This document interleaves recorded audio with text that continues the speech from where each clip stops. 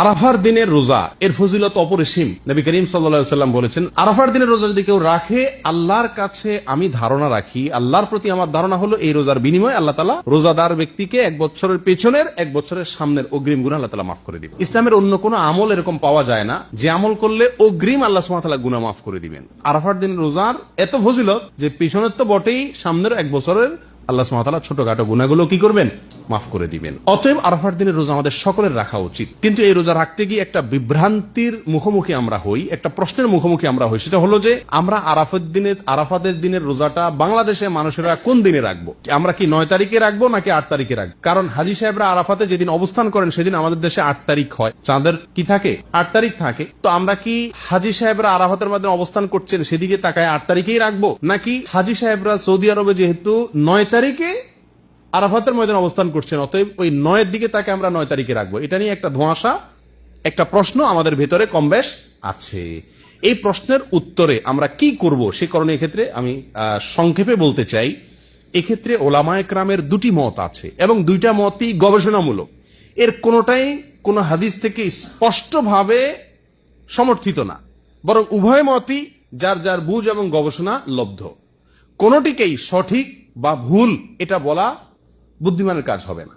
অনেক ওলামায়ে কেরাম বলেন, আমরা হাজী সাহেবরা আরাফাতের ময়দানে যেদিন অবস্থান করবেন, পৃথিবীর সকল প্রান্ত থেকেই আমরা হাজী সাহেবদের ওই অবস্থানের, আরাফাতের অবস্থানের দিনেই কি রাখবো? রোজা রাখবো। এটাই হলো আরাফাত দিনের রোজা। যদি সেদিন কোনো দেশে ঈদ না হয় তাহলে আমরা রাখবো, সেটা আমার দেশে 8 তারিখ হোক 7 তারিখ হোক, দেখার দরকার নেই। এটা হলো অনেক ওলামায়ে কেরামের মত। অনেক ওলামায়ে কেরাম বলেন না, আমরা 9 তারিখে রোজা রাখবো আমাদের দেশে, সেটা হাজী সাহেবদের আরাফাতে অবস্থানের পরের দিন হয়, অর্থাৎ এদেশে সৌদি আরবে ঈদের দিন হয়, ওই দিন আমাদের দেশে 9 তারিখ, আমরা 9 তারিখে রাখবো। কেন? কারণ নবী করিম সাল্লাল্লাহু আলাইহি ওয়াসাল্লাম যে আরাফাতের দিনে রোজা রাখতে বলেছেন, আসলে 9 তারিখকে, জিলহজের 9 তারিখকে আরাফাতের দিন বলা হয়। এখানে তারিখটা হলো উদ্দেশ্য, আরাফাতের দিন এটা হলো শুধুমাত্র নাম। জিলহজের 10 তারিখে ইয়মুন নাহর বলা হয়, জিলহজের 9 তারিখে ইয়মে আরাফা বলা হয়, জিলহজের 8 তারিখে ইয়মুত তারবিয়া বলে। এগুলো হলো এই দিনগুলোর এক একটা নাম। যেহেতু নবী সাল্লাল্লাহু আলাইহি ওয়াসাল্লাম আরাফার দিন রোজা রাখতে বলছেন, অতএব 9 তারিখে রাখবেন, এরকম একটা মত ওলামায়ে কেরাম বলেন। এখন আমরা কোন দিকে যাব? 8 তারিখে রাখবো নাকি 9 তারিখে রাখবো? আমি বলি, যেহেতু কোনো মতের পক্ষেই সুস্পষ্ট কোনো হাদিস নাই, অতএব আমাদের জন্য সবচেয়ে যুক্তিসঙ্গত হলো দোনো দিন রাখা, 8 তারিখে এবং 9 তারিখে রাখা। কারণ জিলহজের 1 থেকে 9 তারিখ পর্যন্ত এর প্রত্যেকটা দিনই আমাদের কমবেশ রোজা রাখার চেষ্টা করা উচিত। নবী সাল্লাল্লাহু আলাইহি ওয়াসাল্লাম বলেছেন, মা মিন আইয়ামিন আল আমালুস সালিহু ফীহিন্না আহাব ইলাল্লাহ মিন হাযিহিল আইয়াম। জিলহজের 10 দিনের চাইতে অন্য কোন দিনে আমল আল্লাহ তাআলার কাছে বেশি প্রিয় না।